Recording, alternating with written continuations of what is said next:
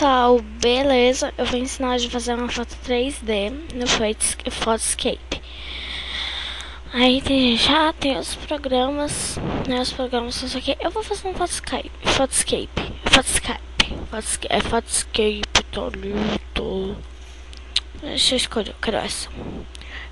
Aí você vai em aqui, vai em celofane, eu tava esquecendo.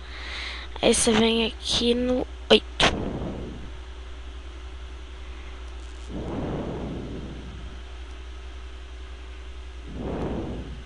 Eu vou fazer assim, só que fica muito confuso. Aí o 8 é bom que não fica muito grave. Você vai vendo quando aí vai ficar grave. Bom, aí vai ficar mais ou menos assim, eu coloquei 14.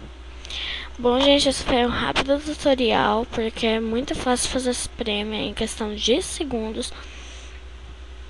Beijo pra quem quiser e amanhã tem vlog meu e da Ju. Não percam. Beijos.